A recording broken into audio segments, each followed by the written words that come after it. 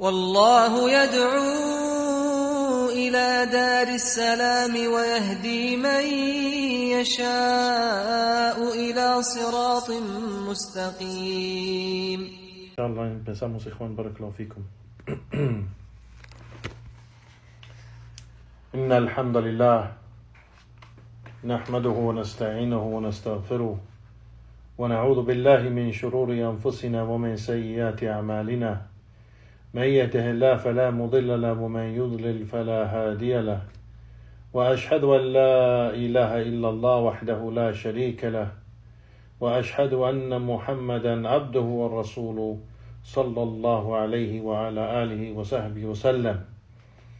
Por cierto, todas las alabanzas son para Allah subhanahu wa ta'ala. Lo alabamos, le pedimos ayuda, pedimos perdón de nuestros pecados, buscamos el refugio en Allah subhanahu wa ta'ala de nuestras malas obras y almas, y que en Allah subhanahu wa ta'ala lo guía, no hay nadie quien desviarlo, y que en Allah subhanahu wa ta'ala lo deja en el desvío, no hay nadie quien guiarlo. Testifico que no hay nada que merece ser adorado en verdad excepto Allah subhanahu wa ta'ala, sin asociados en adoración. Testifico que Muhammad es el siervo de Allah y su mensajero, sallallahu alayhi wa sallam. Allah subhanahu wa ta'ala dijo: Ya ayyuhalladhina amanu ittaqullaha haqqa tuqatihi wa la tumutunna illa wa antum muslimun. Oh creyentes, temen a Allah así como debe ser temido, y no mueren excepto que son musulmanes sometidos a él subhanahu wa ta'ala. يا أيها الناس اتقوا ربكم الذي خلقكم من نفس واحدة وخلق منها زوجها وبث منهما رجالا كثيرا ونساء واتقوا الله الذي تساءلون به والأرحام إن الله كان عليكم رقيبا. Oh hombres, temen a su Señor que nos ha criado de una sola alma, y de esa alma hizo su esposa, y de ellos dos hizo muchos hombres y mujeres. Temen a Allah, a quien piden y buscan sus derechos mutuos y no rompen los lazos de la familia. Por cierto, Allah es el que observa todo, o está sobre ustedes observando todo. Ya ayyuhalladhina amanu ittaqullaha wa qulu qawlan sadida yuslih lakum a'malakum wa yaghfir lakum dhanubakum وَمَنْ يُطِعِ اللَّهَ وَرَسُولَهُ فَقَدْ فَازَ فَوْزًا عَظِيمًا. Oh creyentes, temen a Allah y digan una palabra o un dicho recto y directo, correcto, y Allah subhanahu wa ta'ala les rectifica sus acciones y les perdona sus pecados. Y quien obedece a Allah y su mensajero ha obtenido un gran éxito. أما بعد فإن أصدق الحديث فإن أصدق الكلام كلام الله وخير الهدي هدي محمد صلى الله عليه وسلم وشر الأمور محدثاتها وكل محدثة بدعة وكل بدعة ضلالة وكل ضلالة في النار. Y por cierto, el discurso más veraz es el discurso de Allah, su palabra, su libro, el Corán. Y la mejor guía es la guía de Muhammad sallallahu alayhi wa sallam, su sunnah. Y lo peor de los asuntos son aquellos asuntos inventados en nuestra religión. Cada invención es una bid'ah, una innovación. Y cada innovación, cada bid'ah es un desvío. Y cada desvío está en el fuego. Hayakum Allah ya Juan, barakallahu fikum. Alhamdulillah, Juan. Regresamos a la serie de clases que hace mucho empezamos, y regresamos a la serie de clases sobre el estudio de este libro, el gran libro, el libro de Hadith, que fue compilado y escrito por el Imam el Sheikh Abdurrahman bin Nasir al-Sa'di rahimahullah ta'ala. El libro en árabe se llama Bahjatu Qulub al-Abrar wa Qurratu Uyun al-Akhyar fi Sharh Jawam al-Akhbar. Que este libro se llama la alegría de los corazones de los justos o de los piadosos. Wa qurratu ayun al-akhyar, y el amor de los virtuosos. Amor aquí significa qurratu ayun, es una frase que se dice como en inglés se dice the apple of my eyes, o en español también creo que dicen la niña o la nena de mis ojos. Es decir, aquello que la persona ve y ama completamente.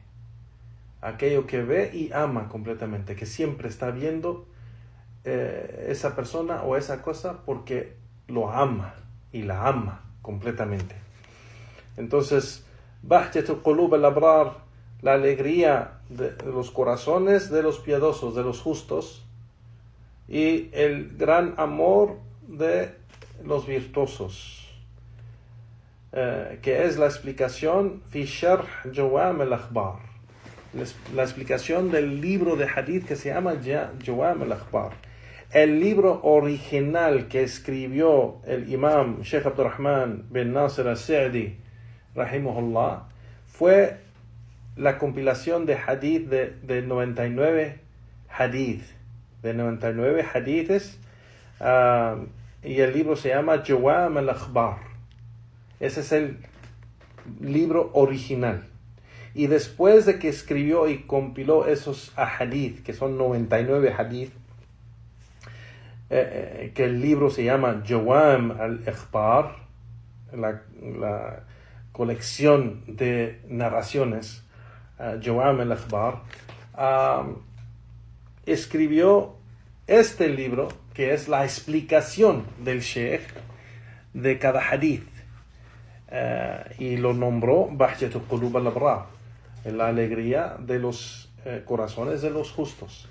Entonces, es la explicación misma del Sheikh. O sea, la compilación de hadith, el libro se llama Jawam al-Akhbar. Y después escribió este libro después de un tiempo para los alumnos, para que estudien bien estos hadith, los entienden bien, y pueden compartirlos con la gente común, explicando los hadith y los juicios o los beneficios que traen estos hadith. Y nombró el libro que escribió Bahjatu Qulub al-Abrar, yani la alegría de los corazones de los justos.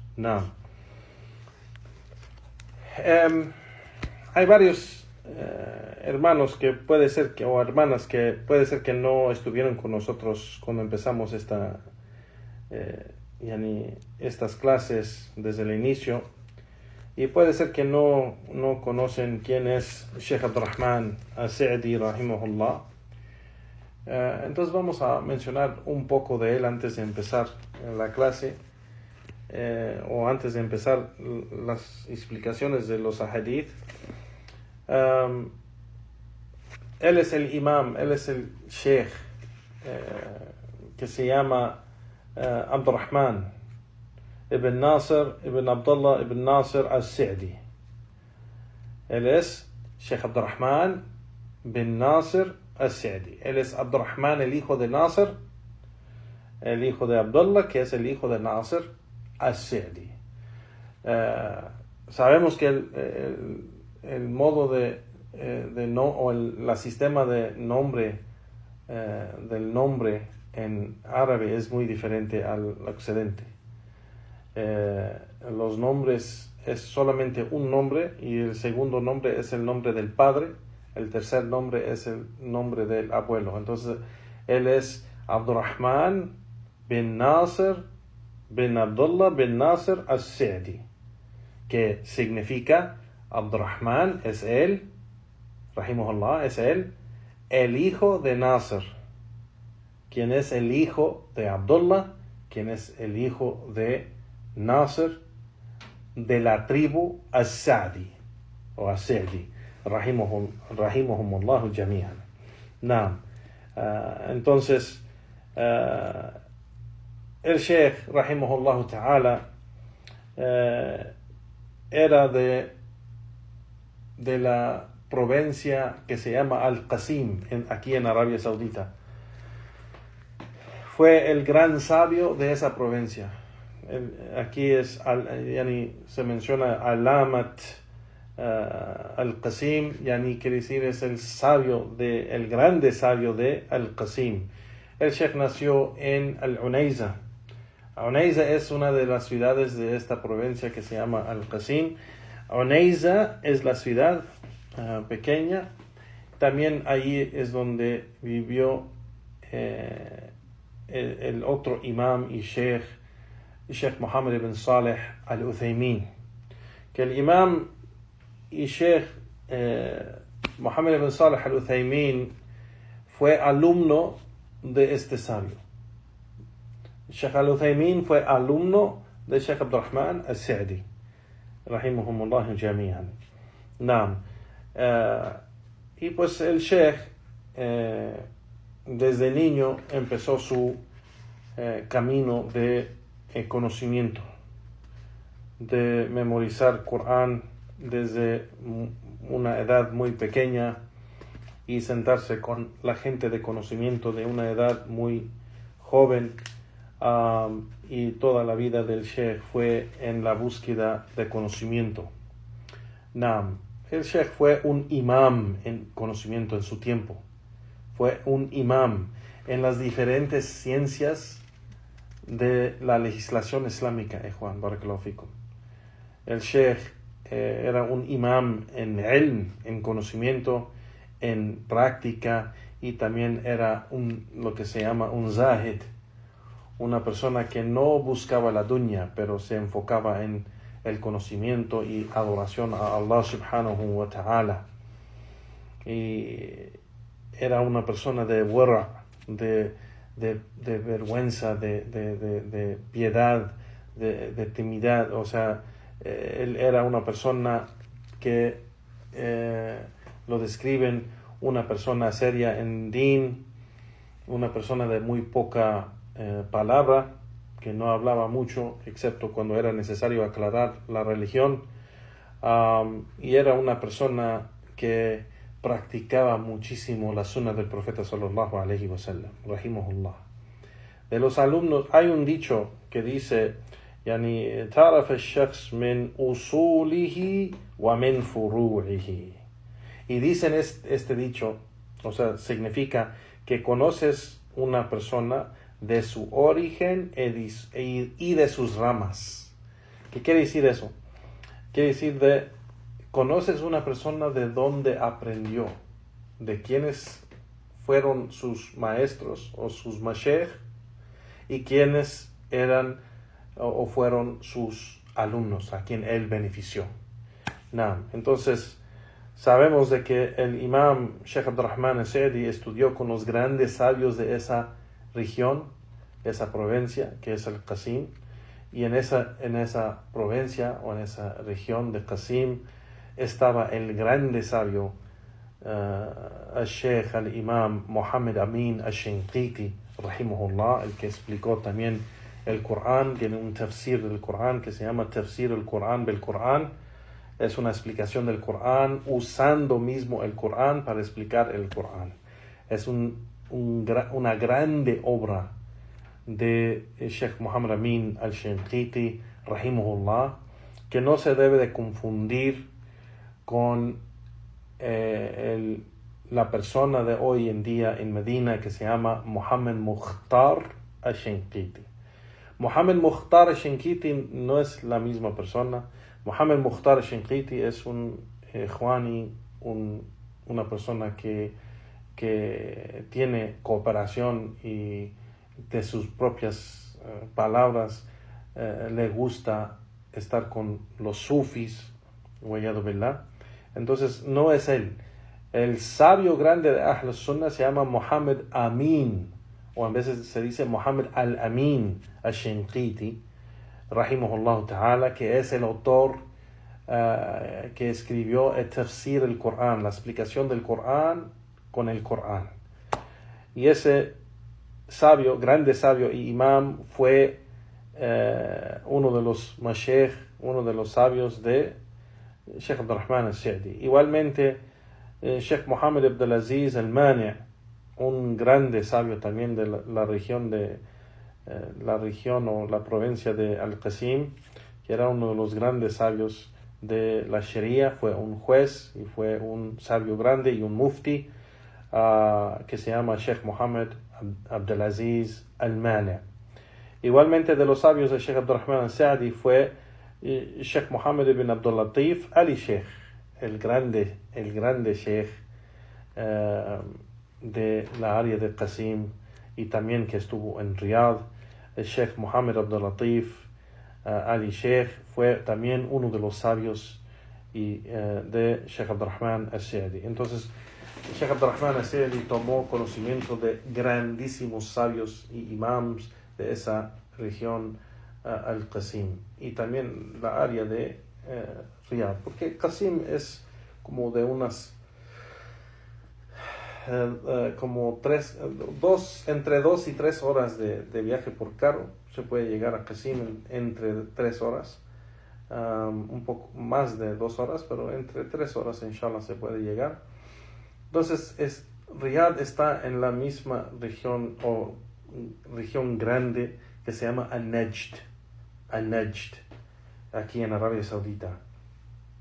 Entonces Al-Najd, Qasim es una provincia dentro de Najd, y dentro de esa provincia de Qasim hay ciudades pequeñas o pueblos pequeños como Al-Unayza, donde estuvo Sheikh Mohammed ibn Salih al-Uthaymin, y también donde estuvo el Sheikh Abdurrahman al-Sa'di, rahimahumullah ta'ala. Entonces, estos son los sabios de Sheikh Abdurrahman al-Sa'di, rahimahullah. Igualmente los alumnos del Sheikh, que son de nuestros sabios grandes, de quienes hoy en día tomamos conocimiento de ellos, o de sus escritos y de sus obras que han escrito y dejado para la Ummah, a beneficiar y aprender de las ciencias del Islam, como por ejemplo el Sheikh Mohammed ibn Salih al-Uthaymin fue uno de los alumnos grandes de Sheikh Abdurrahman al-Sa'di. Igualmente Sheikh Abdullah al-Aqil fue uno de los grandes alumnos de Sheikh Abdurrahman al-Sa'di, y fue de la gran bendición de Allah subhanahu wa ta'ala sobre nosotros poder sentarnos en las clases por años con el Sheikh Abdullah al-Aqil, rahimahullah, antes de que falleció el Sheikh. Igualmente, uno de los sabios grandes y alumnos de Sheikh Abdurrahman al-Sa'di fue Sheikh Abdullah al-Bassam. Sheikh Abdullah al-Bassam tiene varios libros que ha explicado, como los libros de Hadith, Bulugh al-Maram, Umdat al-Ahkam, libros de Aqida, y libros de Hadith, libros de Fiqh. Sheikh Abdurrahman al-Sa'di tiene muchísimos escritos y tratados y libros que ha escrito el Sheikh sobre todas las ciencias del Islam, y el tratado o escrito más grande y importante que hizo el Sheikh en su vida, rahimahullah ta'ala, fue la explicación del Corán. Taysir al-Karim al-Rahman fi tafsir kalam al-Manan.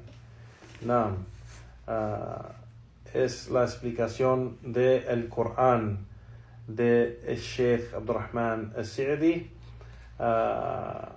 que lo escribió, que es de 7 tomos explicando el Corán. Igualmente el Sheikh tiene muchísimos libros que ha escrito en los diferentes temas y esencias del Islam, como Aqida, como en Tawhid, en Iman. Si se recuerdan, también estudiamos libros de él sobre el tema de Iman, el árbol del Iman. Si se recuerdan, si buscan en Sunnah Audios la serie de clases sobre el árbol de Iman, eso fue escrito por Sheikh Abdurrahman al-Sa'di. También los libros de Hadith, los libros de Fiqh, los libros de Usul al-Fiqh, los libros de Qawaid al-Fiqhiyya. O sea, hay muchísimos libros y tratados y escritos que el Sheikh escribió y dejó para beneficiar de él. Fue un imam, porque fue un sabio grande en cada una de esas ciencias del Islam. En la ciencia del idioma árabe fue un imam, la ciencia de aqida, hadith, fiqh, tafsir al-Qur'an, usul al-fiqh, qawaid al-fiqhiyya, todas esas ciencias del conocimiento de la legislación islámica. El Sheikh fue un sabio grande en cada una de esas ciencias. Entonces fue un imam el Sheikh fue un imam.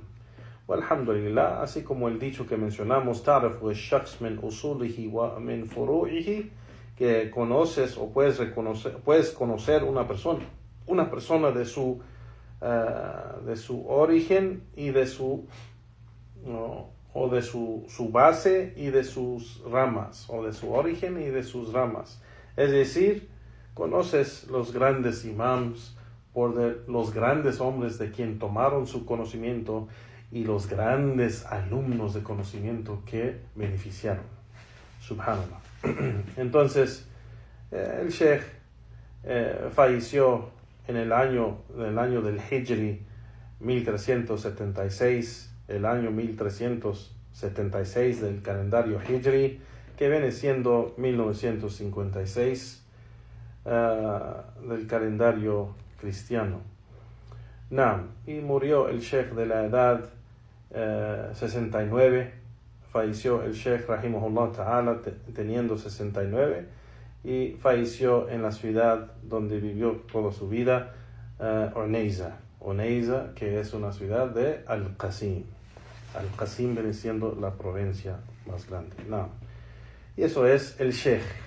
El Sheikh escribió este libro que vamos a estudiar o seguir estudiando, que es la explicación de la colección de ahadith que él también escribió, que se llama Jawam al-Akhbar, que es de la esencia de Jawam al-Kalam.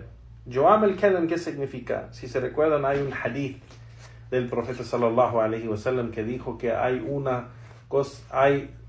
cinco cosas, el hadith menciona 5 cosas, que hay 5 cosas que Allah me ha dado que no le dio a ningún otro profeta. Y de esas cosas él mencionó Jawam al-Kalam. Jawam al-Kalam, es decir, la habilidad de hablar con pocas palabras con un grande significado y beneficio en esas pocas palabras. Entonces el profeta sallallahu alaihi wasallam, Allah le dio esa habilidad que se llama Jawam al-Kalam. Entonces el Sheikh colectó 99 hadith que son generalmente cortos, pero grandes en sus significados y beneficio y juicios en que se usa estos hadith, y nombró su colección de hadith de 99 hadith, lo nombró Jawam al-Akhbar, la colección de las narraciones. Entonces, Jawam al-Akhbar es el libro original, y este libro que estamos estudiando es Bahjat al-Qulub al-Abrar, que es la explicación de ese libro original. Es la explicación de Jawam al-Akhbar. Entonces, este libro que estudiamos, La alegría de los corazones de los justos, Bahjat al-Qulub al-Abrar, de Sheikh Abdurrahman al-Sa'di. Empezamos estas clases ya antes de casi de 2 años o 3 años. Empezamos esas clases. Llegamos a clase 33, si recuerdo bien, y esta clase será clase 34, bi'idhnillah. Y llegamos al hadith 39. Juan Barakallahu Fikum.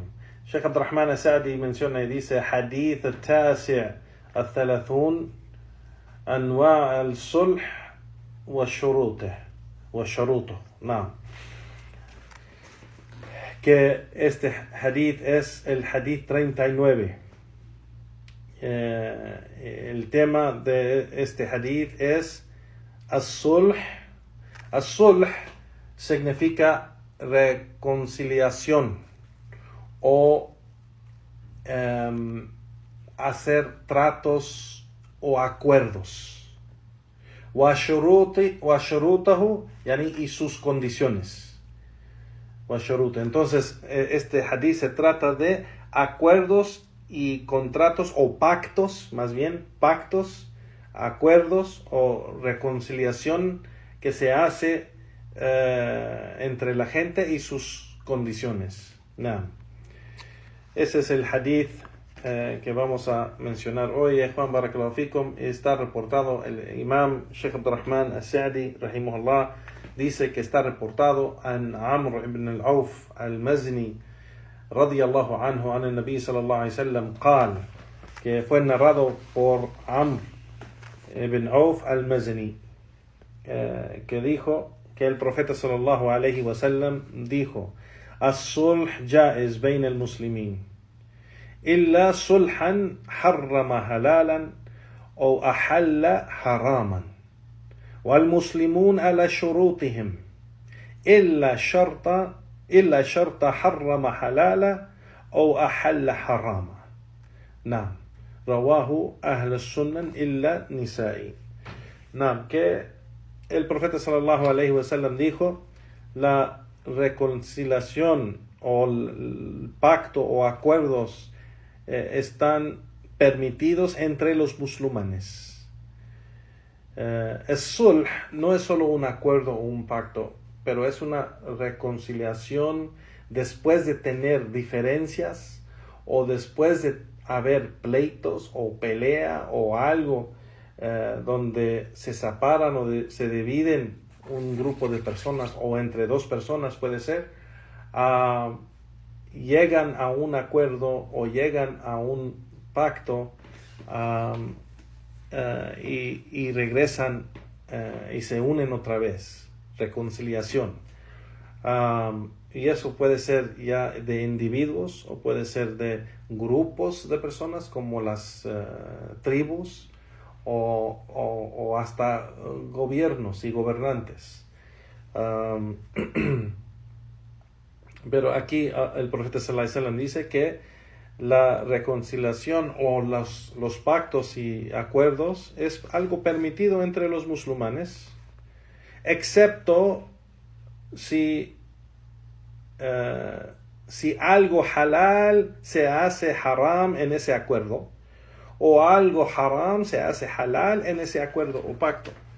Entonces, excepto eso no es permitido. Wal muslimun ala shurutihim, y los musulmanes están obligados con las condiciones en las cuales están de acuerdo. Los musulmanes están obligados con cumplir con esas condiciones en las cuales estuvieron de acuerdo.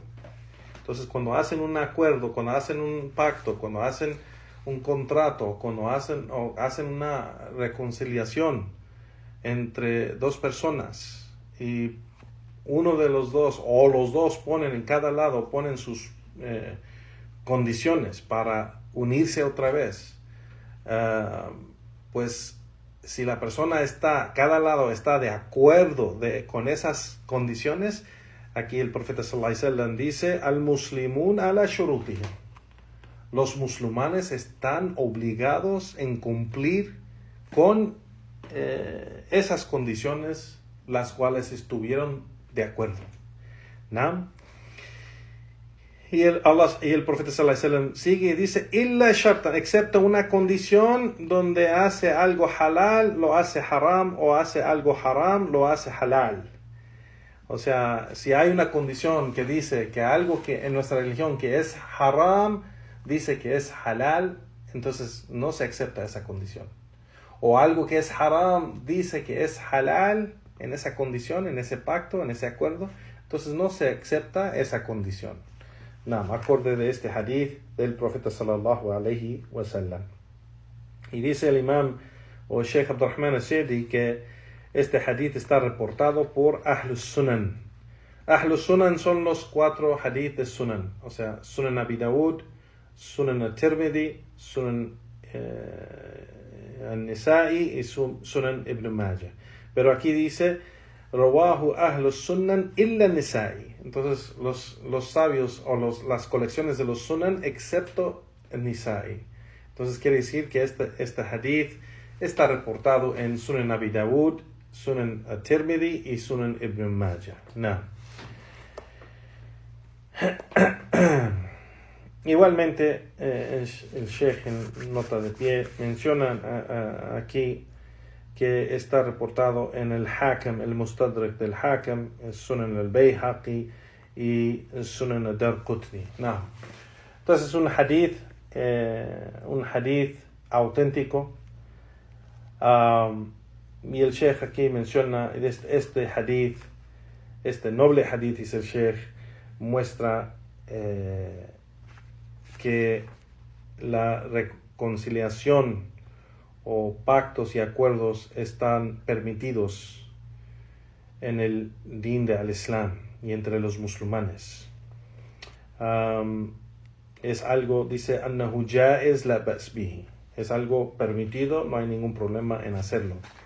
Illa idha harrama halala, excepto si hace algo que es halal, lo hace haram en ese pacto, o algo que es haram lo hace halal. Esto no se acepta, dice el Sheikh, esto no se acepta. No. Y este hadith es general, todos tipos de sulh. As-sulh, como mencionamos, es una reconciliación donde después de tener unos problemas, unas personas se unen otra vez basado a un acuerdo, a un pacto, donde ponen sus condiciones de esa unidad, o esa reconciliación. Igualmente como ocurre con los esposos. El esposo y la esposa se iban a divorciar, pero después de hablar con sus familias y tratando de arreglar el matrimonio, llegan a un acuerdo y llegan a una reconciliación, y cada lado pone sus condiciones para decir, regresamos si es que cumples con tal y tal condición. Si la persona está de acuerdo de eso, tiene que cumplir con esas condiciones. Y eso es algo bueno, dice el Sheikh. As-sulh khair, dice el Sheikh. Reconciliación es algo bueno. Unir los corazones y unir la gente para que ya no peleen, para que ya no tengan disputas o tranquilizar los corazones, dice el Sheikh, Salamat al-Qulub. Y también para no ver culpa, que siempre se está culpando uno al otro, para mantener paz, pues la reconciliación es algo bueno, es algo bueno. Y el Sheikh dice, aquí va a mencionar diferentes tipos de pactos, de acuerdos y contratos o todo lo que tiene que ver con reconciliación.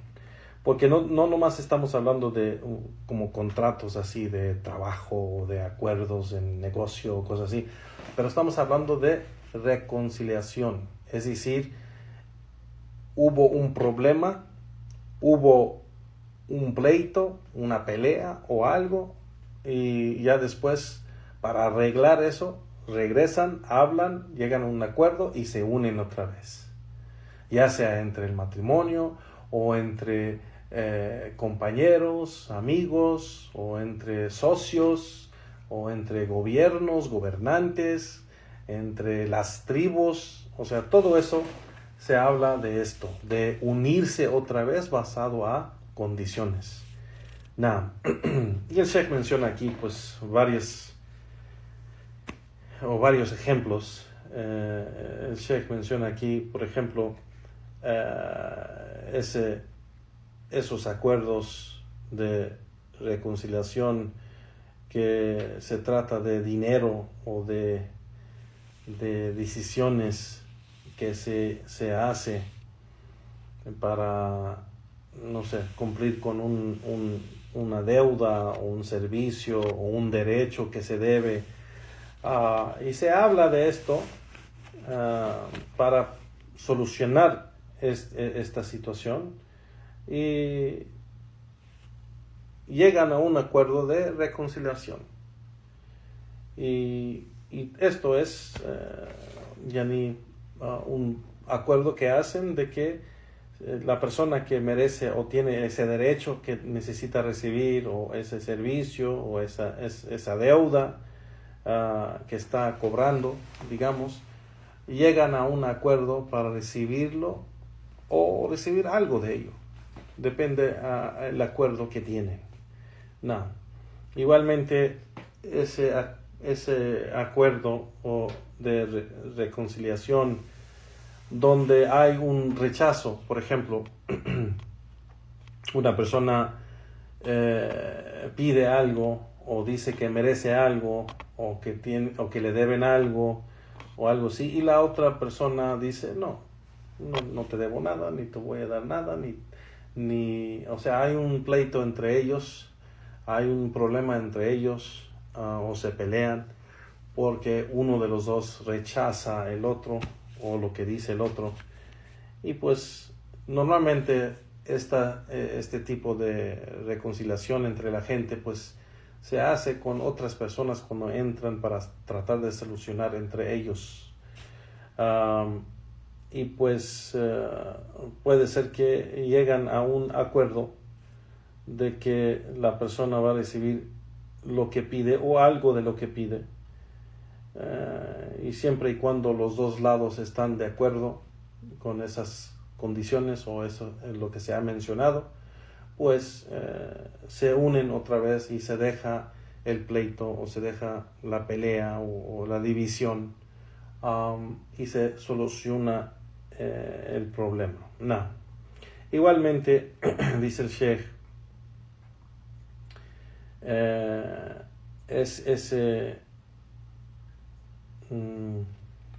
ese acuerdo de reconciliación que se hace para cumplir con derechos que ni siquiera sabía la persona que tenía.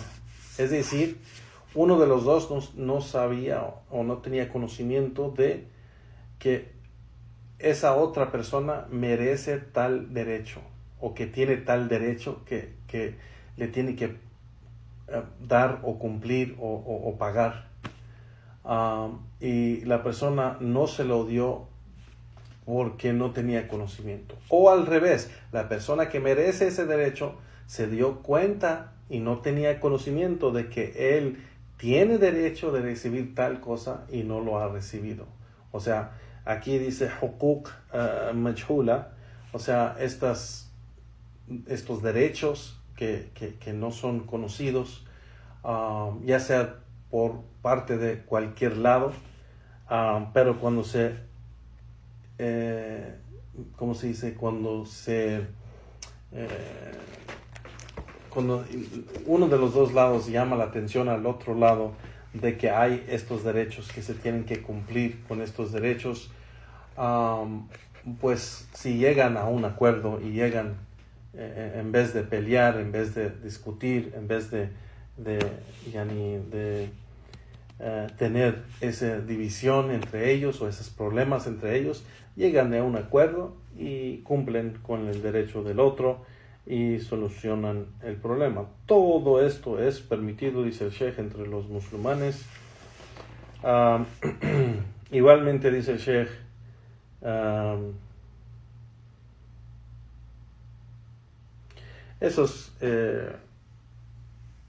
esos acuerdos que se hacen entre familia también, cuando hay diferencias o división o pleitos entre cosas materiales o de dinero o de herencias o cosas así, que ya ni testamentos que se escribieron y que no recibieron su derecho pasado a esas herencias o testamentos.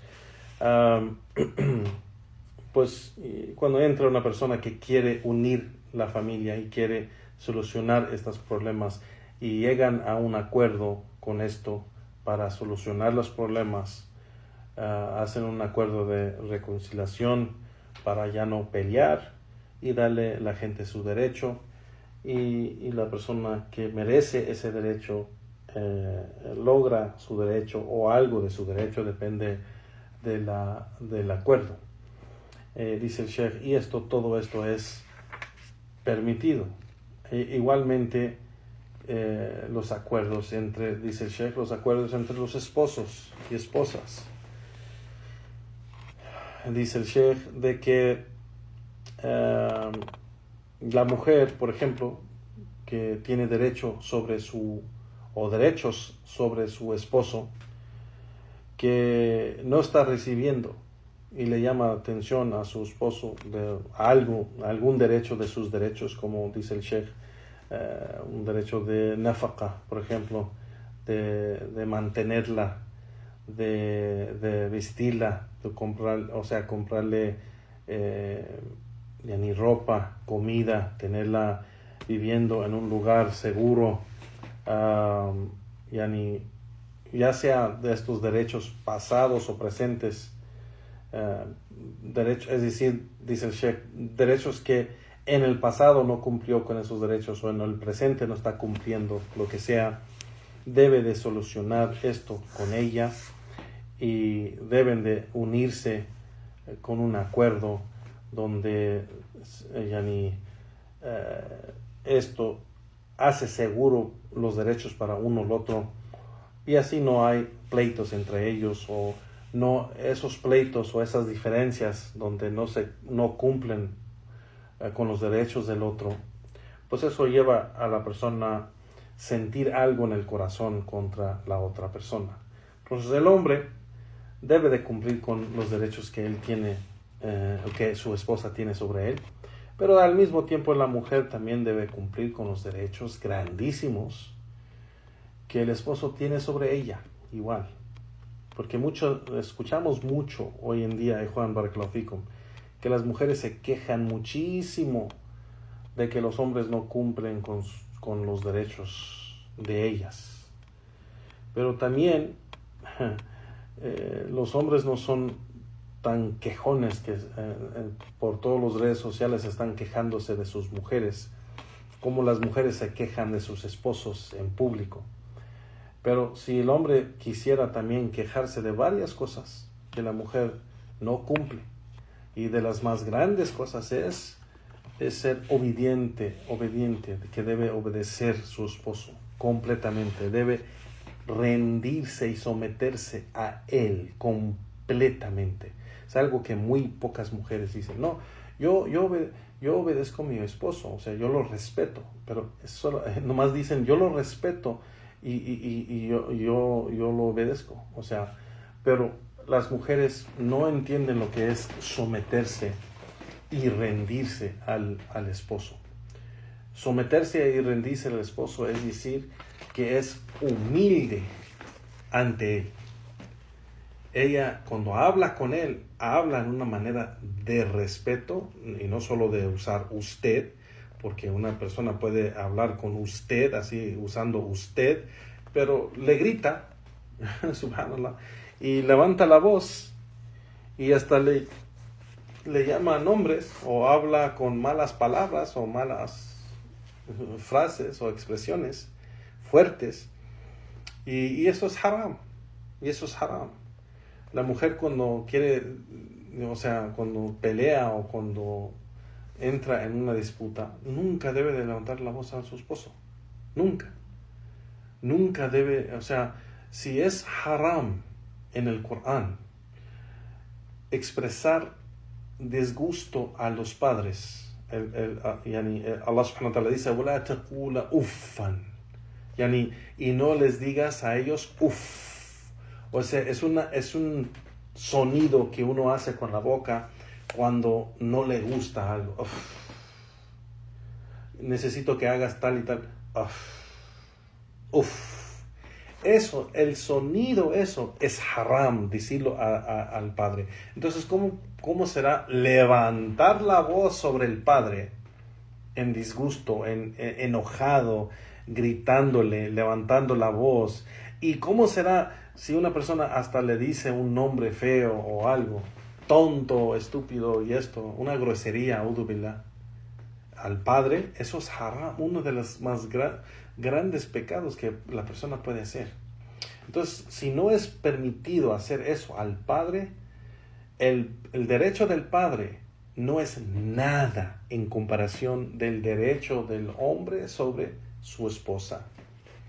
El derecho del esposo es tan alto, es tan grande, que el derecho del padre es casi, no voy a decir que es insignificante, no, claro que no, porque el derecho del padre es grande.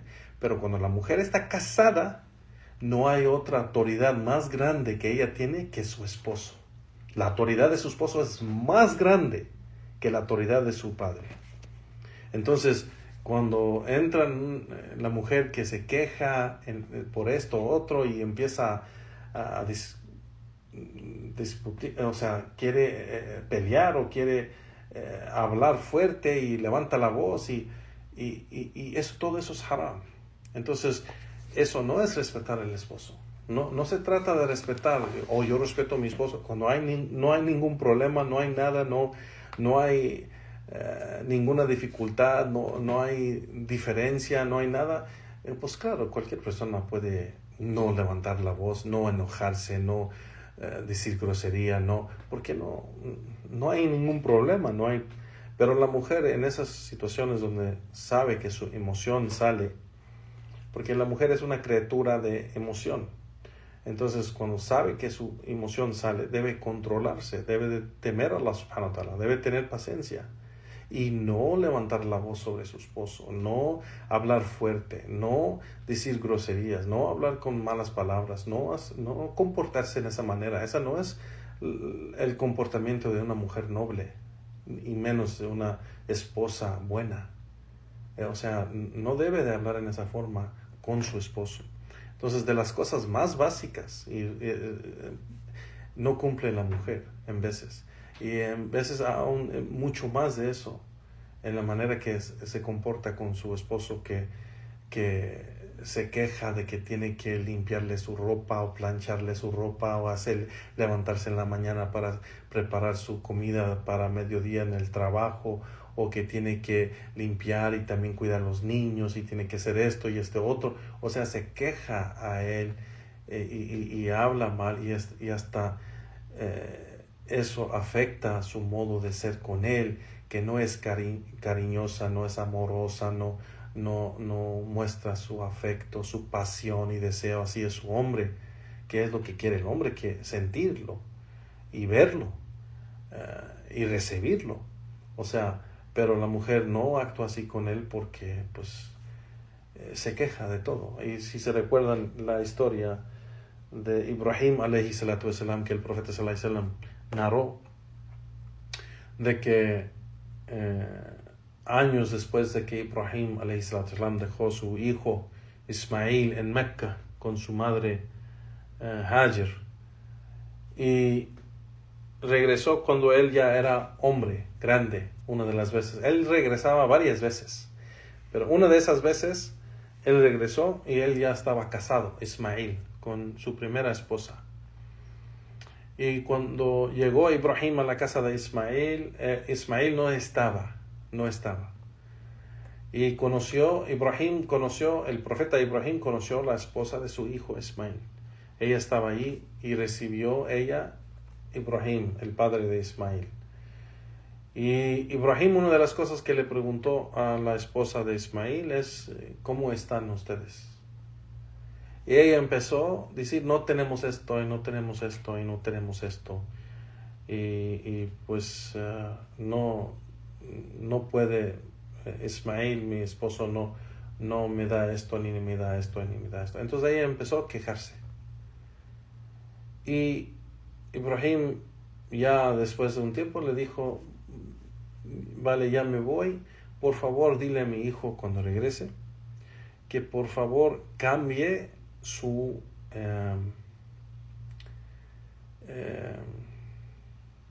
que cambie la entrada de su casa, que cambie la entrada de su casa. Y ella no entendió lo que significa eso. Y Ibrahim alayhi salam dijo, él va a entenderlo. Él va a entenderlo. Entonces cuando llegó a Ismail, le preguntó a su esposa qué pasó. Ella le platicó todo lo que pasó y que dijo, al fin, dile a mi hijo que cambie la entrada de su puerta, de su casa. Y dice, ¿qué significa eso?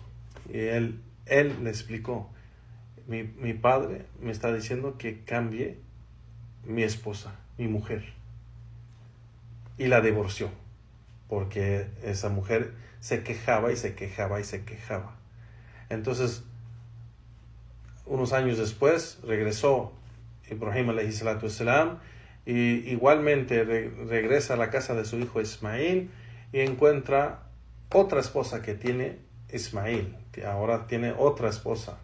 Divorció a la primera y se casó otra vez. Y le preguntó lo mismo a esta mujer y le dijo, ¿cómo están ustedes? Y Ibrahim alayhi salatu wassalam, viendo que ellos no tienen comida, no tienen mucho en la casa, se ven pobres. Pero ella dijo, gracias a Dios tenemos todo, tenemos nuestro imán, tenemos nuestra fe, tenemos nuestra salud, nos tenemos uno al otro, yo le ayudo con todo, él me ayuda a mí con lo que necesito, y estamos bien, alhamdulillah. Entonces Ibrahim alayhi salatu wasalam le dijo, ya me voy, por favor dile a mi hijo que se quede con la entrada de su casa, y él va a entenderlo. Entonces igualmente cuando regresó le platicó, su esposa le platicó a Ismail y le dijo, mi padre quiere que me quede contigo. Le gustó mi esposa, o sea, cómo es mi esposa. Entonces, esto es prueba de decir de que las mujeres que se quejan a sus esposos y que hacen sus vidas difíciles y se quejan por cosas materiales y no se enfocan en ser mejores creyentes y no se enfocan ellas mismas en ser temorosas, piadosas, ser gente de sunna, buenas esposas que cumple con todo lo que necesita el esposo, y no reconoce que también ella, o sea, la mujer que no reconoce que también ella tiene sus fallos, aunque ve muy claro los fallos o las debilidades del esposo, no debe de quejarse de su esposo, pero debe ayudar a su esposo. Debe de tratar de hacer todo lo posible para ayudarle. Y en eso, pues, no quejarse, no hacer su vida más pesada, no pedirle tantas cosas que no puede, con lo que no puede cumplir. O sea, darle paz. La mujer debe ser la paz del hombre. La mujer debe ser la paz del hombre en la casa. Cuando el hombre llegue a la casa, debe ser su paz. Y no debe ser su infierno, huella de verdad.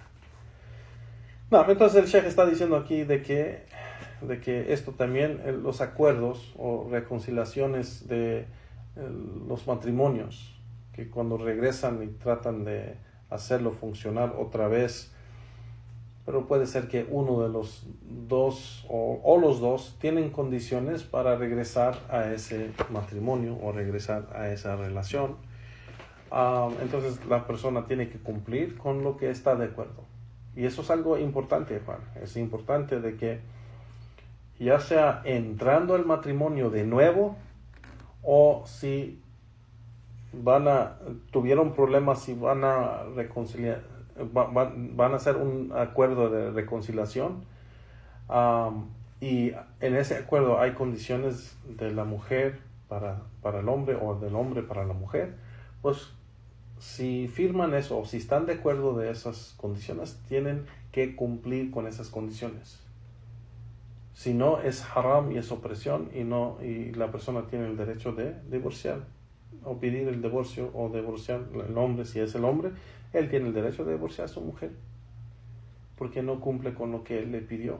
O la mujer, el hombre no cumplió con lo que ella pidió en las condiciones de ese acuerdo que firmaron o que hubo testigos de ese acuerdo, y pues él tiene que cumplir, y si no cumple, pues ella tiene el derecho de separarse después de eso. Entonces, las condiciones son muy importantes, y ahorita vamos a hablar de eso, de las condiciones. El Sheikh dice, igual Allah subhanahu wa ta'ala dice, فَلَا جُنَاحٌ عَلَيْهِمَا أَنْ يُصْلِحَ بَيْنَهُمَا صُلْحًا وَالصُّلْحُ خَيْرٌ. Que Allah subhanahu wa ta'ala dice, y no hay ningún problema de que ellos tratan de hacer un acuerdo de reconciliación. Y el sulh es bueno. La reconciliación es bueno o es buena. No. Entonces, aquí Allah subhanahu wa ta'ala es algo que Allah ama, que los creyentes regresen unidos, que no tengan problemas, que no tengan pleitos, que no tengan diferencias, que no estén divididos, no estén separados. En veces no hay otra en el matrimonio excepto separarse, pero muchas de las veces sí se puede hacer el esfuerzo de mantenerse unidos. Y de los estudios que se han hecho, ya sean musulmanes o no musulmanes, el porcentaje grandísimo de quien pide el divorcio más o quiere separarse del otro más son las mujeres, que se quieren separar más que los hombres. Y por eso, de la gran misericordia y también sabiduría y conocimiento de Allah subhanahu wa ta'ala, Allah no le dio el derecho de divorcio en la mano de la mujer, pero el derecho de divorcio está en la mano del hombre. O sea, el hombre tiene la autoridad del divorcio y no la mujer.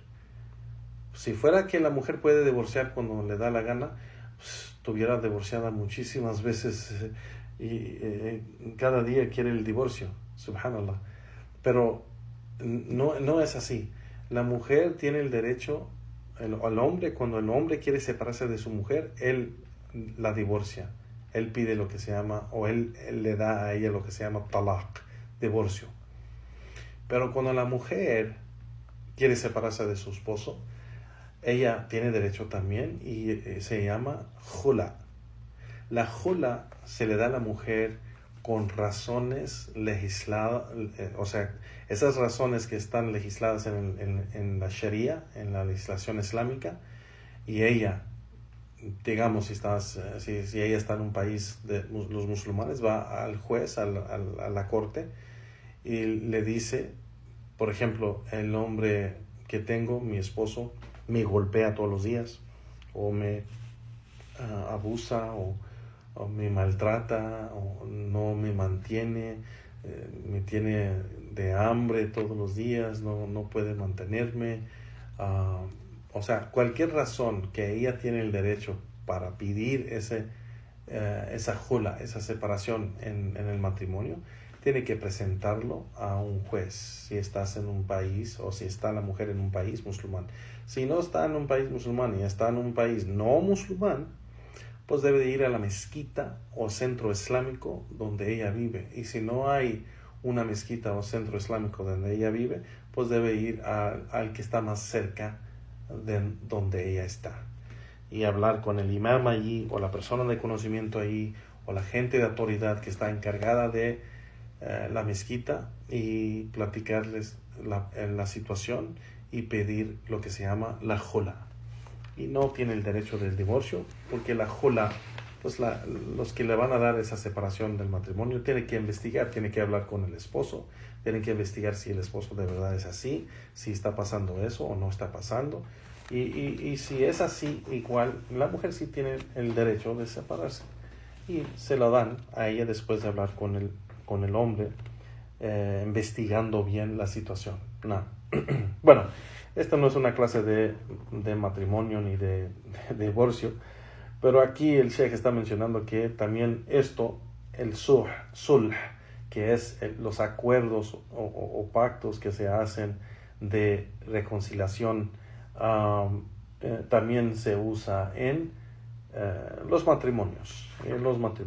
Y claro, el profeta sallallahu alaihi wasallam, cuando mencionó al muslimun ala shurutihim, que los musulmanes están sobre esas condiciones, es decir, que están obligados a cumplir con esas condiciones de las cuales estuvieron de acuerdo, ¿vale? Y el Sheikh menciona y dice, pero si este acuerdo tiene algo que hace el halal haram o el haram halal, pues entonces este acuerdo o este pacto pues tiene algo que es haram, es ilícito, y no estamos de acuerdo de eso, y no podemos aceptar un acuerdo así porque es ilícito. No. Pero si no tiene algo haram, y no está llamando a algo haram, pues es permitido generalmente los pactos o acuerdos de reconciliación. No. Y por eso Allah subhanahu wa ta'ala dice, فَأَصْلَحُوا بَيْنَهُمَا بِالْعَدْلِ فَاقْسِطُوا إِنَّ اللَّهَ يُحِبُّ الْمُقْسِطِينَ. Yani, hagan esos acuerdos de reconciliación entre ellos, entre ustedes, con justicia, bil-adl, con justicia. Deben ser justos en sus actos. Por cierto, Allah ama los justos. No. Entonces, esto también en esos acuerdos que son forzados, como si un hombre forza a la mujer a aceptar algo de él, aunque ella no está de acuerdo de esa condición, o no está de acuerdo ella de lo que él dice, pero él la forza a seguirlo. Dice el Sheikh que esto no está permitido. Esto no está permitido, y eso es haram, y eso no es un acuerdo que dice fahada no sulh muharram ghair sahih, que este es un tipo de sulh o de pacto o acuerdo de reconciliación que es ilícito y no es correcto. No puedes forzar a alguien en un pacto o un acuerdo. No, la persona tiene que estar de acuerdo de sí misma. No. En cuanto a las condiciones que se mencionan, dice el Sheikh, en cuanto a estas condiciones, vemos que en este hadith el profeta sallallahu alaihi wasallam dijo al muslimun ala shurutihim, que los musulmanes están obligados a cumplir con las condiciones que dicen que en el tiempo de hacer ese acuerdo dijeron que estaban de acuerdo de esas condiciones. Entonces ellos tienen esa obligación cumplir con esas condiciones, excepto, como se ha mencionado, dice el Sheikh, una condición que es ilícita para los musulmanes, como si es una condición que pide que el musulmán haga algo haram. No es permitido aceptar eso, o que vaya a un lugar que es haram, o que come o tome algo que es haram, o que haga una acción que esa acción es haram hacer. No puede entrar a un acuerdo y aceptar una condición que lo obliga a hacer algo que es haram. Igualmente, si algo que es haram lo hacen halal, o algo que es halal lo hacen haram, tampoco es permitido entrar a un acuerdo así. No. Dice el Sheikh, entonces todo esto es algo que es completamente necesario entender, de que cada condición que se pone en un acuerdo y la persona dijo, y esa condición no es ilícita, esa condición no es ilícita en nuestra religión, no es ilícita, y el hombre dice estoy de acuerdo, pues tiene que cumplir con esa condición. Igualmente la mujer, si el hombre pone una condición y ella dice que está de acuerdo, entonces ella tiene que cumplir con esa condición. No.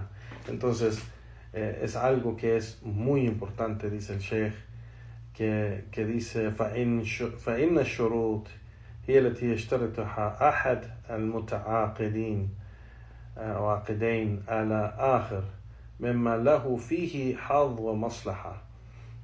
Que las condiciones que se ponen un lado al otro, que es de algo de interés o algo de beneficio para ese lado, y es algo permitido o es algo que es lícito, pues no hay ningún problema en hacer eso. No hay ningún problema en hacer eso. Y dice, وَهُوَ اللَّازِمْ إِذَا وَافَقَهُ الْآخِرَ عَلَيْهِ وَاعْتَرَفْ بِهِ. Y esto es importante. Y sale algo obligatorio.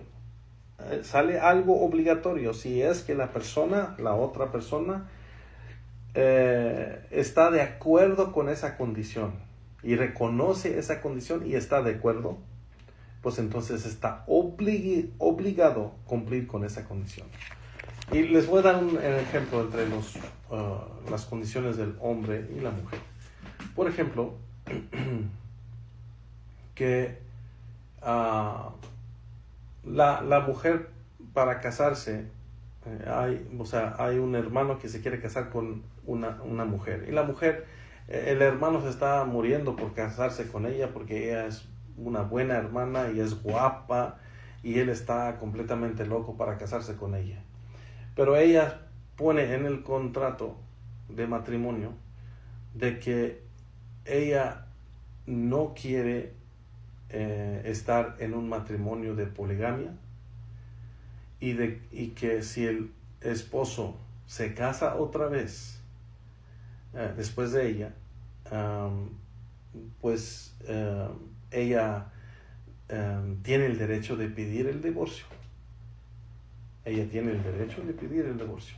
Y si el hombre firma ese contrato y está de acuerdo, aunque no lo firma, pero dice que está de acuerdo, está obligado a cumplir con eso.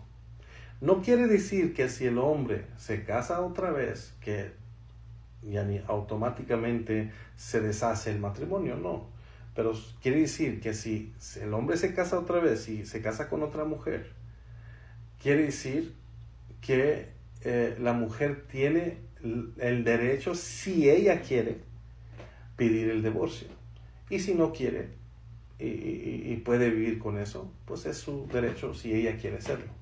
Pero como ella desde el inicio pidió eso como una condición del matrimonio, ella tiene el derecho de, si su esposo se casa otra vez con otra, ella puede pedir el divorcio.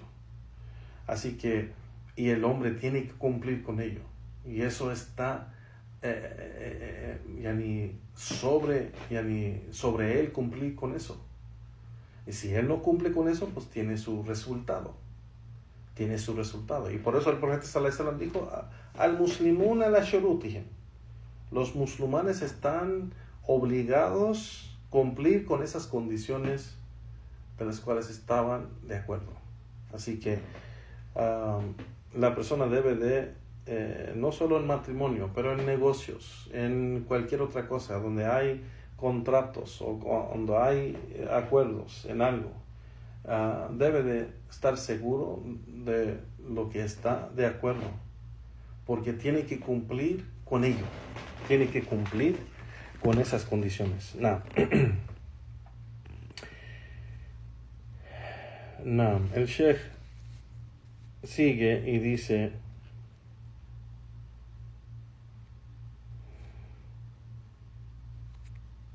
igual como si una persona también pone una condición para comprar algo y dice, pues te compro tal cosa, pero con la condición de que lo que me estás diciendo es verdad, que es algo que sirve, que está bueno, que no sé qué, me dijiste esto y esto detalle, que si eso es verdad y esto, te lo compro. Y si no, si sale diferente, pues te lo regreso. O sea, si la persona dice, está bien, yo estoy de acuerdo, y hacen el trato, pues esa persona tiene que cumplir con eso. Si no sale así como se lo dijo, él tiene el derecho de regresarlo. Y el hombre tiene que aceptar eso porque estuvo de acuerdo.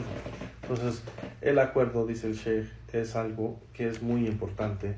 Cumplir con lo que se dijo en el acuerdo.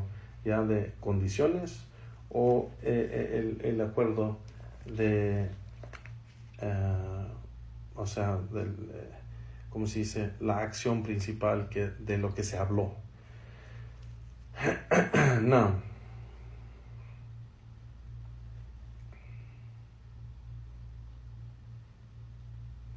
No, y dice el Sheikh, también se puede poner unas condiciones sobre precios o cantidades, o cuando se habla de negocio.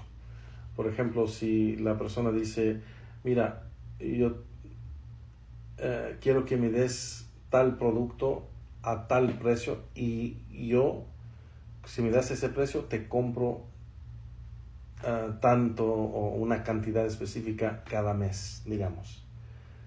Entonces, la condición para que baje el precio, para que él compre ese producto a ese precio, es que él tiene que comprar, él tiene que cumplir con la condición que él puso de que va a comprar tal cantidad cada mes. ¿Entiendes? Entonces, si no está comprando por lo mínimo la cantidad que él mencionó cada mes, entonces no se le deja ese precio que pidió. ¿Me explico? Entonces tiene que la persona estar de acuerdo, si la persona está de acuerdo en las condiciones, y específicamente si él mismo pone las condiciones, pues tiene que cumplir.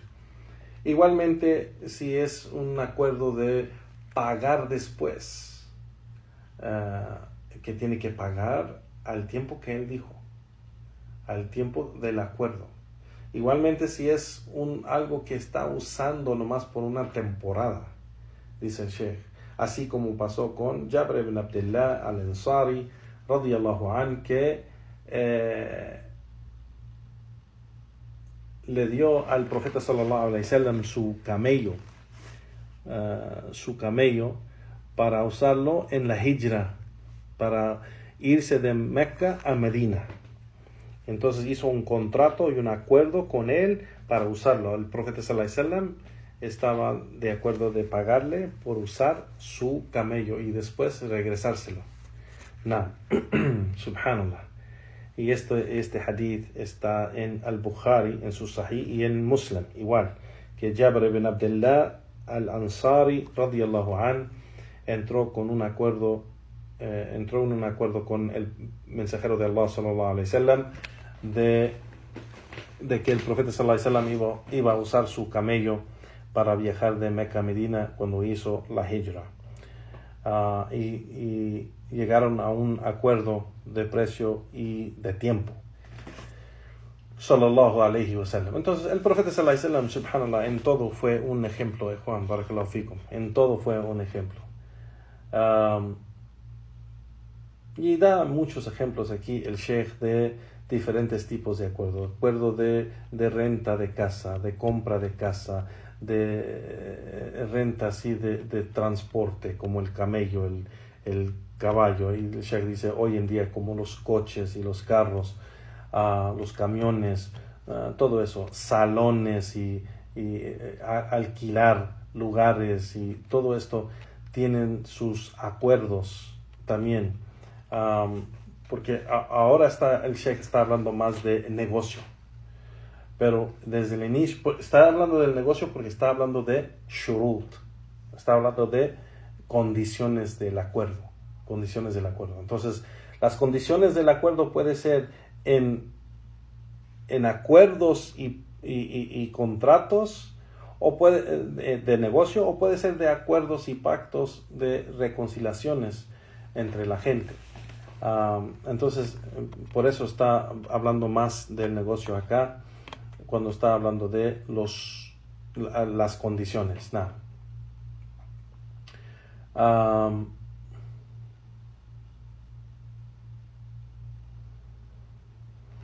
Igualmente esas condiciones de aquellos, dice el Sheikh, de cuando hay una diferencia entre la herencia o las ¿cómo se dice? Los testamentos que se menciona que tal persona va a recibir esto o esto otro, todo eso, cuando hay diferencias entre ellos y se pueden pueden hacer un acuerdo de reconciliación, pues se hace para unir los corazones, dice el Sheikh, y para llegar a un acuerdo para que no haya división y no haya problemas. Y el acuerdo de reconciliación es mejor, aunque la persona en veces no recibe todo lo que pide, pero recibe algo, pero no hay problemas o no hay pleitos o no hay diferencias, pues eso es mejor, no.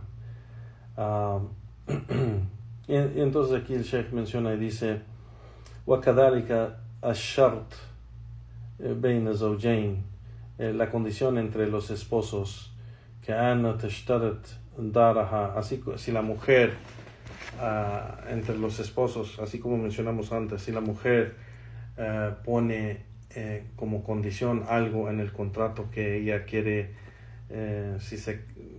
si el hombre quiere casarse con ella, pues ella pide que la deje trabajar, o que no quiere trabajar, o que quiere casa, o que no quiere irse de su país, o que no quiere cualquier cosa que la mujer pide, y el hombre firma eso y está de acuerdo de esas condiciones, pues tiene que cumplir con ello, por ser que dice el Sheikh: فإن أحق الشروط أن يوفي به هذا النوع, que de las condiciones más grandes que la persona debe cumplir con esas condiciones es las condiciones de su familia, su esposa, sus padres y la gente más cercana a él, que tienen derechos sobre él, y debe de cumplir con esos derechos.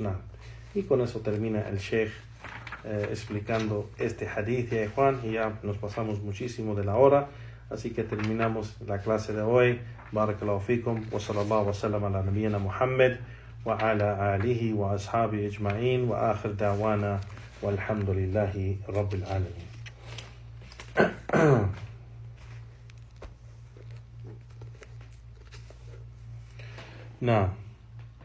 Si hay unas preguntas, Juan, me avisan.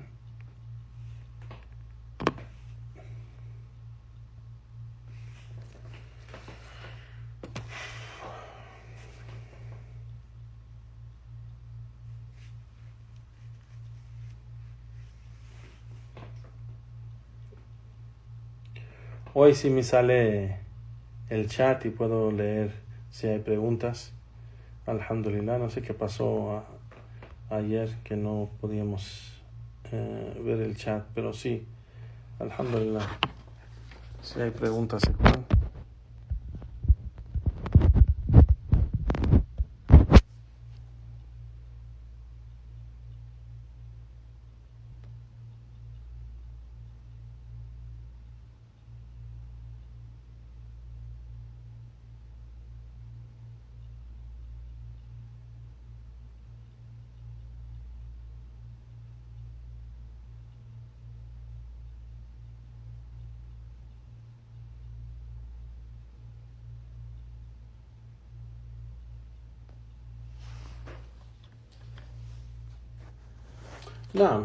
Los acuerdos.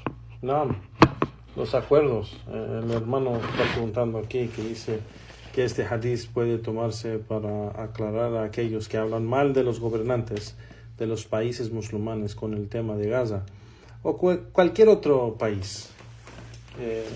Hoy en día lo que muchos hermanos y hermanas que son muy ignorantes no solo de la Sharia de Allah, pero también ignorantes de la política del mundo y cómo se maneja la política entre los países hoy en día.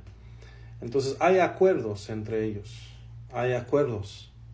y cuando un gobernante musulmán, estamos hablando de los musulmanes, porque somos musulmanes nosotros, cuando un gobernante musulmán hace un acuerdo con un país, no puede romper ese acuerdo, no puede romperlo. así como el profeta sallallahu alaihi wasallam le dolió muchísimo después de que hizo el acuerdo el profeta sallallahu alaihi wasallam hizo un acuerdo con los mushrikin de Hudaybiyah que iba a haber paz por 10 años, pero hizo un acuerdo. Los politeístas ponieron unas condiciones que si algunos de su gente de Mecca se escapan y se van a Medina, que el profeta sallallahu alaihi wasallam los tiene que regresar a ellos y entregarlos a ellos, a los politeístas. Y si algunos de los musulmanes en Medina deciden de que ya no quieren estar con el profeta sallallahu alaihi wasallam y quieren regresar a Mecca, el profeta sallallahu alaihi wasallam tiene que dejarlos ir. Y esas condiciones, con la otra de que no iban a hacer la umra ese año, pero el año después. Y el profeta sallallahu alaihi wasallam hizo el acuerdo, hizo ese pacto con los politeístas de Mecca, los Quraysh. Entonces cuando llegó Abu Hudayfa, se escapó de Mecca y se fue buscando al mensajero de Allah, y cuando encontró al mensajero de Allah, el profeta sallallahu alaihi wasallam tenía que regresarlos a ellos. Era Abu Hudayfa y otros, tenía que regresarlos, y eso es algo que no les gustó a los sahaba. Era algo difícil aceptarlo porque eran hermanos todos.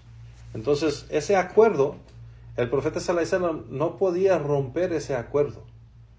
No podía romper ese acuerdo, y aunque maltrataban, torturaban, golpeaban a los musulmanes en Mecca, el profeta sallallahu alaihi wasallam no podía hacer nada porque no podía romper ese acuerdo. Y los gobernantes hacen esos acuerdos basado al beneficio más grande que ellos están viendo, así como el profeta sallallahu alaihi wasallam vio un beneficio más grande. Y tenía que aguantar eso que no le gustó tampoco. No le gustó que los musulmanes fueran maltratados en Mecca o tratados como prisioneros o gente así que está encerrados en cadenas o algo en veces. O sea, no le gustó eso. No le gustó eso. Pero tuvo que aguantar eso porque no pudo romper el acuerdo. Y el profeta sallallahu alaihi wasallam fue ejemplo en esto. No rompió él el acuerdo. No. Entonces, lo mismo que pasa hoy en día. Hay acuerdos con países. Hay acuerdos con países que no se puede romper. Que no se pueden romper esos acuerdos por algo que está pasando en sus países. Por ejemplo, cuando estaban haciendo en India estaban matando musulmanes, o en China estaban matando musulmanes, y no hacían, hablaban mal de los gobernantes, que los gobernantes siguen haciendo, negocio con ellos o teniendo una relación con ellos, y están matando nuestros hermanos en esos países. Pero es algo que ellos están obligados mantener ese acuerdo.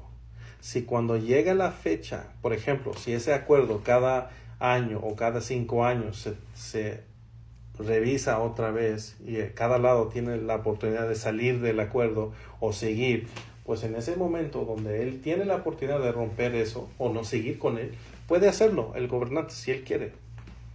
Pero eso está basado al beneficio del país o su gente, porque él está obligado con su gente primero. Él está obligado con la gente bajo de su mando. Si él está en un país y los que están sufriendo están en otro país, puede ser que le duele, pero él tiene que ser responsable por la gente bajo de su mando. Entonces, no, sí se puede usar esto contra esa gente, porque mucha de la gente no entiende la política de varias cosas y las responsabilidades que tienen los gobernantes en muchísimas otras cosas. Y es muy fácil sentarnos en la casa y entrar al internet o a las redes sociales en nuestros teléfonos o computadoras y empezar a hablar mal de tal gobernante o de tal país o de tal persona, no sabiendo la carga o la responsabilidad que tiene esa persona. Entonces no es permitido hablar de los gobernantes musulmanes en esa manera. No es permitido. Específicamente si la persona normalmente que hace eso es ignorante. Wallahu a'lam.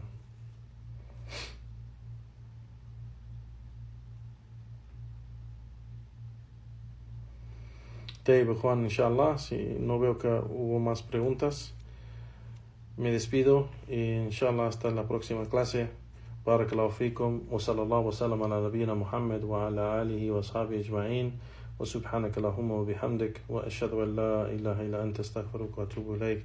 Wassalamu alaikum wa rahmatullahi wa barakatuh.